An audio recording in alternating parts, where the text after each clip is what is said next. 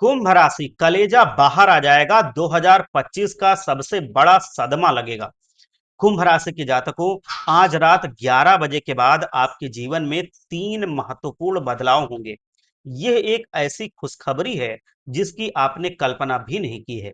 लेकिन आपकी इस खुशी पर एक शत्रु की बुरी नजर लग रही है।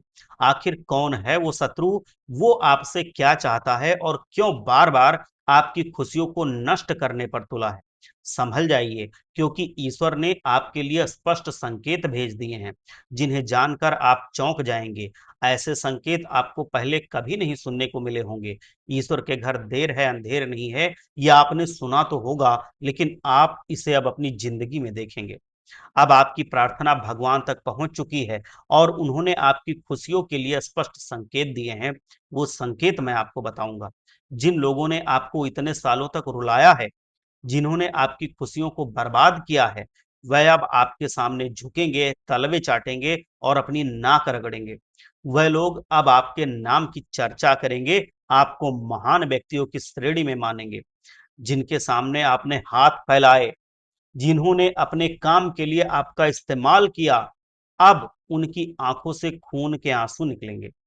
अब आपको भाग्य या किस्मत के सहारे नहीं रहना, परमात्मा सीधा आपका भाग्य लिख रहे हैं। अब भगवान शनि देव ने आपका भाग्य लिख दिया है।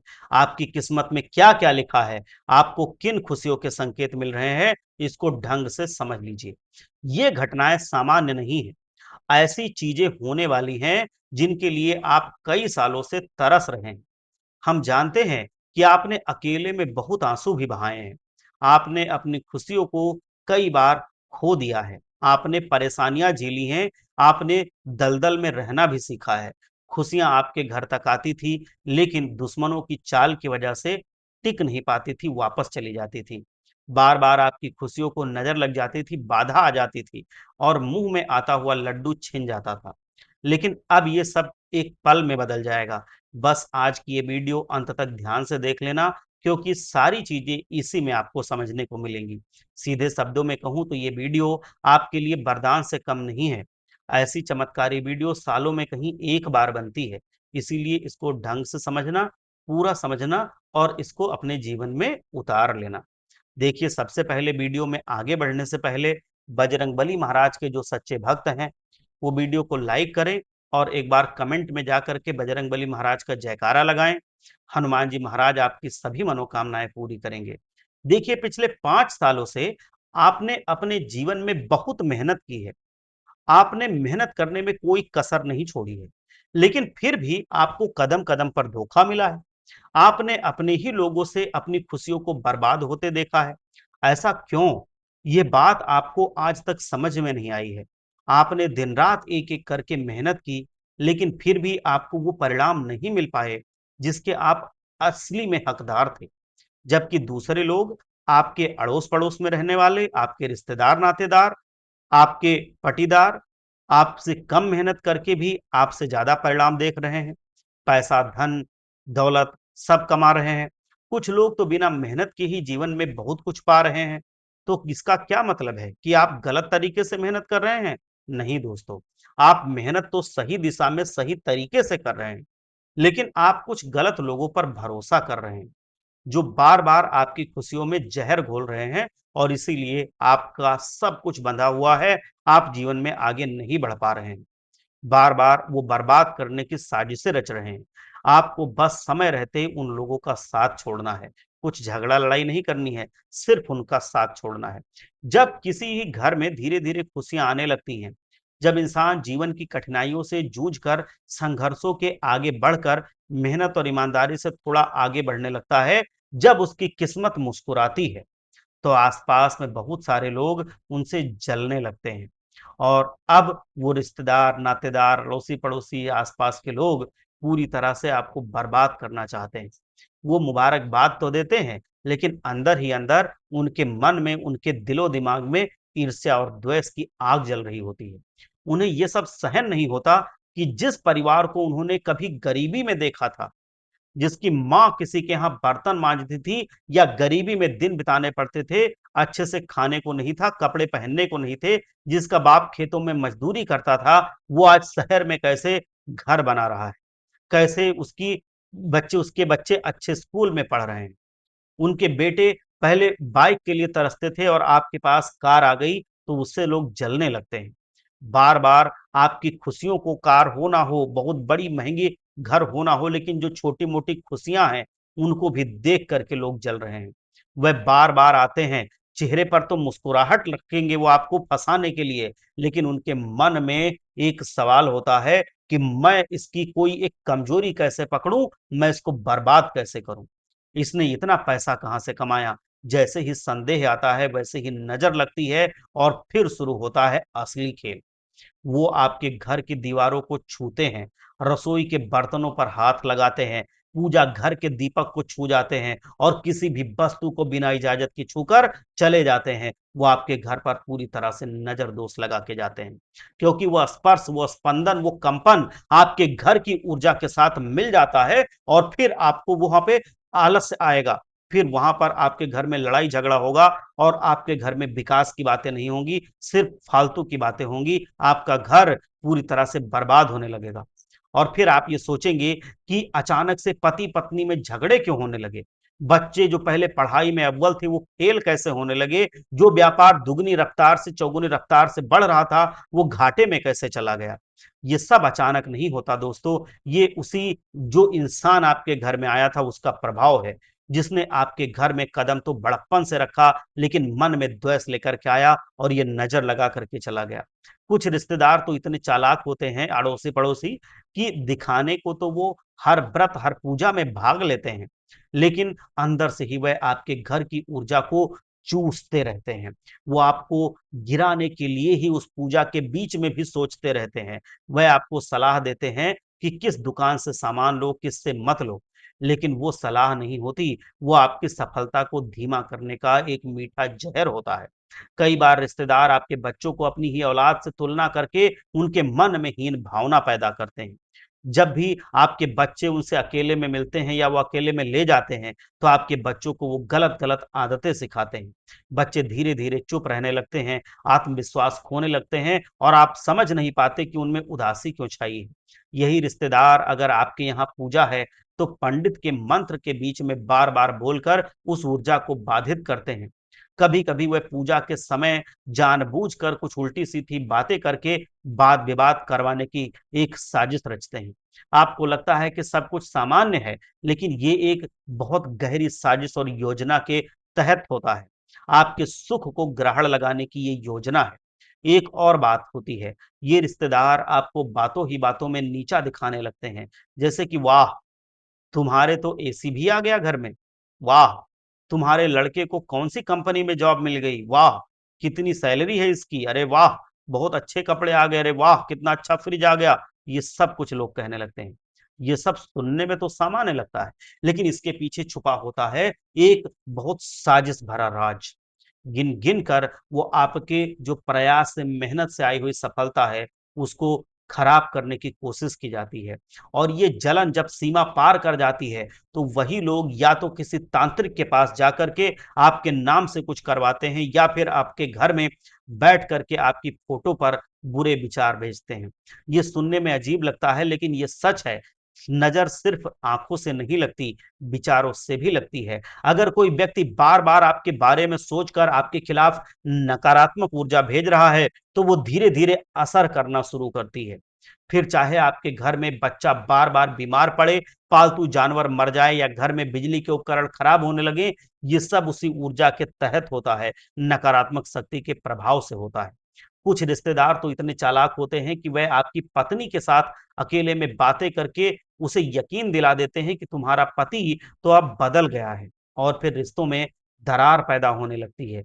कई बार तो बहनें, बुआएँ, मौसियाएँ सब कुछ ऐसे व्यवहार करती हैं जैसे उन्हें आपकी चिंता है, लेकिन अंदर ही अंदर वह चाहती हैं कि आपके घर की लक्ष्मी वापस उनको मिल जाए या आपके घर से चली जाए, आपके घर में कलह हो जाए, आपके घर में द्वेष हो जाए और आपकी खुशियाँ छिन जाएँ।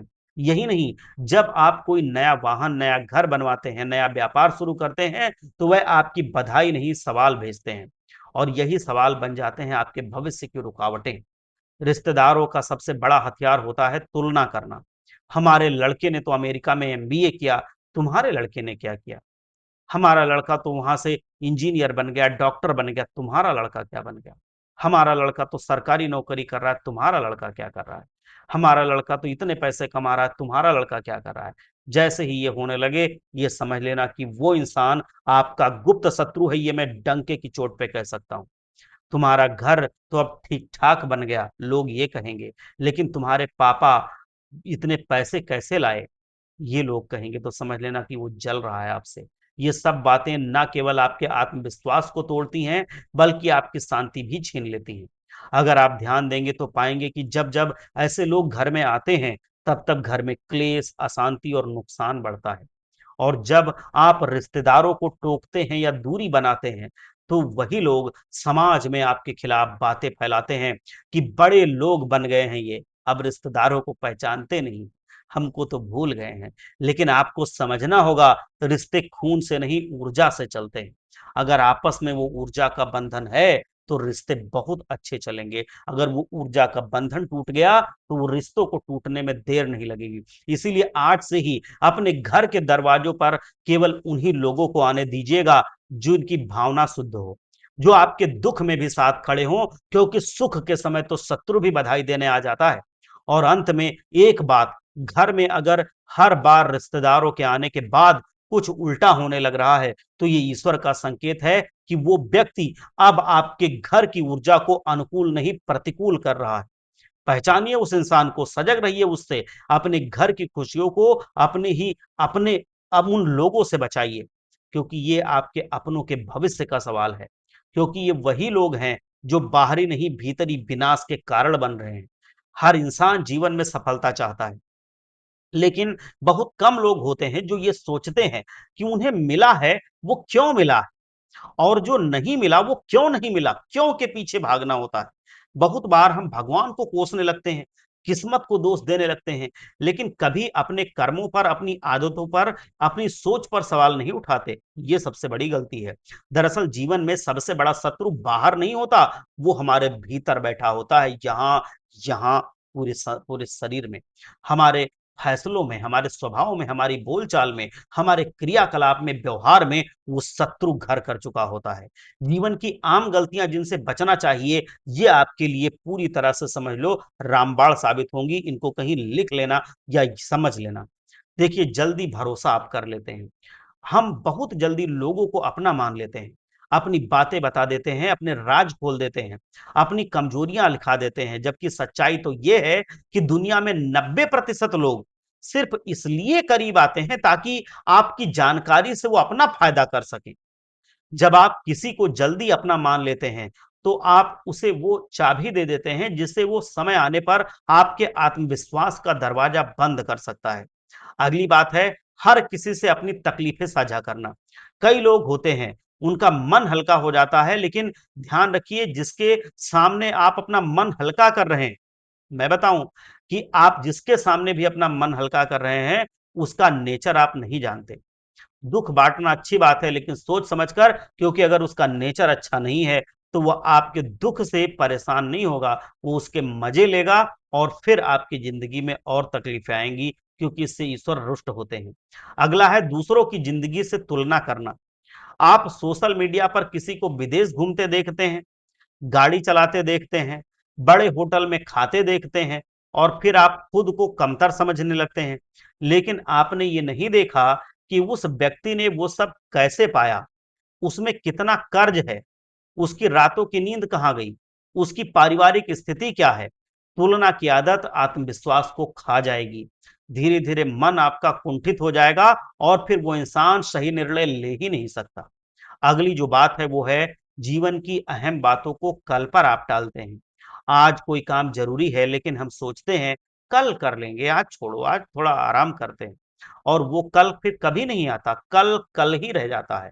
सफलता उन्हीं को मिलती है जो आज काम करते हैं, कल की नहीं सोचते। अगला है, गलत लोगों को बार बार माफ कर देना। बहुत बार हम सोचते हैं कि चलो छोड़ो, फिर से माफ कर देते हैं, लेकिन ये माफी नहीं होती, ये आत्मविश्वास से समझौता होता है। जो लोग बार बार आपकी भावनाओं से खेल रहे हैं, उन्हें माफ नहीं करना है, उनसे दूरी बना लो और जीवन भर उनसे दूर ही रहो, आप सुखी रहोगे। अगली चीज है अपने अंदर का गुस्सा दबाना। जो लोग बाहर शांति देखते हैं लेकिन अंदर ही अंदर टूटे रहते हैं, वह लोग एक ना एक दिन खुद बिखर जाते हैं या अपने सबसे करीबी रिश्तों को तोड़ लेते हैं। इसलिए अपने मन की बात खुल करके किसी ऐसे इंसान से कहें जो आपको समझे, ना कि जज करे। अगली चीज है दूसरों के बहकावे में आकर अपने फैसले बदल देना। जब आप बार-बार दूसरों से प्रभावित होकर अपने निर्णय बदलते हैं, तो आप अपने ऊपर से भरोसा खो रहे होते हैं। अगली चीज है अपने बच्चों पर वो सपने थोपना जो आपने खुद पूरे नहीं किए। इससे बच्चे दबाव में जीने लगते हैं। उनके अंदर से रचनात्मकता खत्म हो जाती है और धीरे-धीरे वो विद्रोही बन जाते हैं या अवसाद में चले जाते हैं, मतलब डिप्रेशन में चले जाते हैं। अगला है बुजुर्गों को बोझ समझना। ये बहुत बड़ी गलती होती है। जिस घर में वृद्धों का अपमान होता है, वहां से सुख शांति हमेशा हमेशा के लिए चली जाती है। अगला है भोजन करते समय मोबाइल या टीवी में खो जाना। जो इंसान खाने का आदर नहीं करता, जो इंसान खाना खाते समय मोबाइल या टीवी में खो जाता है, कभी जीवन में स्थायित्व तो नहीं आएगा ऐसे इंसान के। भोजन से सिर्फ शरीर नहीं, मन और आत्मा भी प्रसन्न होनी चाहिए। उस समय किसी और चीज को उस प्रसन्नता में जोड़ने की जरूरत नहीं होती कि आप खा तो रहे हैं खाना, लेकिन प्रसन्नता ले रहे हैं टीवी से, खा रहे हैं खाना, प्रसन्नता ले रहे हैं मोबाइल से। नहीं, प्रसन्नता उसी भोजन से आना चाहिए। तब आपके जीवन में वो भोजन लगेगा, आपकी बीमारियां नहीं होंगी और आपके जीवन में भोजन की कमी नहीं होगी। अगली चीज है कर्ज लेकर दिखावा करना। आज की दुनिया में लोग उधार लेकर शादी करते हैं, गाड़ी खरीदते हैं, मोबाइल बदलते हैं, सिर्फ इसलिए कि समाज को दिखा सकें। लेकिन ये दिखावा नहीं, एक मानसिक बीमारी है जो धीरे धीरे इंसान को कर्ज की जाल में फंसा देती है। धन को ही सब कुछ मान लेना। अगली चीज है पैसा जरूरी है, लेकिन अगर पैसे के लिए आप रिश्तों को, आत्मसम्मान को, स्वास्थ्य को बेच दें, तो वो पैसा आपके जीवन को निगल जाएगा। अगली चीज है नकारात्मक लोगों के साथ आप समय अगर बिताएंगे, तो जो लोग हर समय शिकायत करते हैं, दूसरों की बुराई करते हैं, जो अपने अच्छे कर्मों को नहीं देखते, दूसरों की कमियां देखते हैं, ऐसे लोग आपके आत्मविश्वास को भीतर ही भीतर खा जाएंगे। अगली चीज है अपने जीवन के हर छोटे फैसले के लिए दूसरों पर निर्भर होना। जो इंसान खुद सोचकर निर्णय नहीं लेता, वो हमेशा दूसरों की मर्जी पर जीता है और एक दिन दूसरों के फैसलों की कीमत उसे खुद चुकानी पड़ती है। अगली चीज है धार्मिक कर्मकांड को केवल दिखावे के लिए करना। जो लोग सिर्फ इसलिए पूजा करते हैं ताकि लोग उन्हें धार्मिक समझें, वह ईश्वर को दरअसल मानते ही नहीं। वह सिर्फ समाज के डर से बंधे होते हैं और जब समाज उन्हें छोड़ देता है, तो उनके पास कुछ नहीं बचता है। अगली बात है हर बात पर शक करना। जो व्यक्ति हर समय शक करता रहता है, वो धीरे धीरे अपनों से दूर हो जाता है और अंत में अकेला रह जाता है। अगली बात है अपने अतीत को पकड़ कर बैठना।